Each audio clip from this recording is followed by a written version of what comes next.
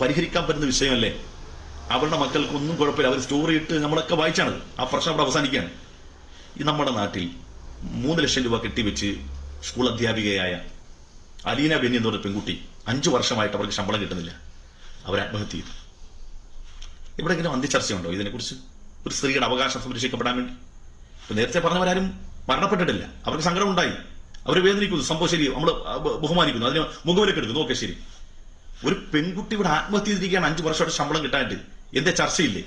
പോട്ടെ, നമ്മുടെ രാജ്യം ചുവരുണ്ടെങ്കിലേ ചിത്രം വരയ്ക്കാൻ പറ്റൂ.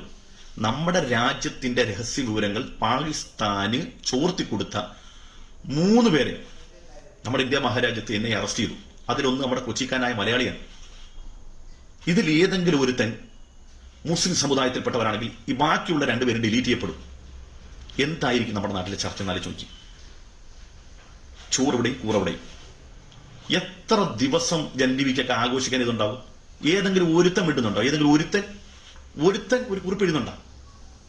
ടി ജി മോഹൻദാസ് ആസ്മയുടെ ഗുളിയൊക്കെ അതെല്ലാം തൃണവൽക്കരിച്ചുകൊണ്ട് ജനജീവി അയാൾ ഉറങ്ങത്തില്ല, അയാൾ ബാത്റൂമിൽ പോത്തില്ല, രാവും പകരം അതിനകത്ത് തന്നെ കുത്തിയിരുന്നേനെ. ഇവിടെ ഉള്ളവരെല്ലാം പാകിസ്ഥാൻകാരാണെന്ന് പറയാൻ വേണ്ടി. ഒരുത്തൻ അനങ്ങുന്നുണ്ടാ? ഒരു 2 വരി ഏതെങ്കിലും ചാനൽ ചർച്ചയുണ്ടാ? മാതൃഭൂമിക്കാരോട് ഞാൻ ചോദിച്ചു, ആ ചർച്ച വെക്കെ ഞാൻ വരാൻ സംസാരിക്കാമെന്ന്. മിണ്ടത്തിലിടോ. രാവും പകലും ദേശീയത, രാജ്യം, ഭാരതം എന്നൊക്കെ പറയുന്ന ആളുകൾക്ക് ഇതെല്ലാം ഒരു തരം രാഷ്ട്രീയമായ തായങ്കളിയാണ്. തെല്ലും ഇതിനെക്കുറിച്ച് ആത്മാർത്ഥം ഉണ്ടെങ്കിൽ, രാജ്യത്തോട് ആത്മാർത്ഥം ഉണ്ടെങ്കിൽ ഈ വിഷയക്കല്ലേ ചർച്ച ചെയ്യേണ്ടത്? രാജ്യമല്ലേ വലുത്, നമ്മുടെ നാടല്ലേ വലുത്. ഈ രാജ്യത്തിന്റെ രഹസ്യങ്ങൾ പാകിസ്ഥാൻ ഒറ്റുകൊടുക്കുന്നു. പാകിസ്ഥാൻ എന്ന് പറഞ്ഞാൽ ഇപ്പൊ ക്രിക്കറ്റ് കളി പോലും നിങ്ങൾ കണ്ടില്ലേ? ക്രിക്കറ്റ് കളിയിൽ 2 രാജ്യങ്ങൾ തമ്മിൽ കളിച്ചുകൊണ്ടിരുന്നത് ഇപ്പൊ അങ്ങനല്ല, 2 മതങ്ങൾ തമ്മിൽ കളിക്കുന്ന രൂപത്തിലേക്കായി പോയി.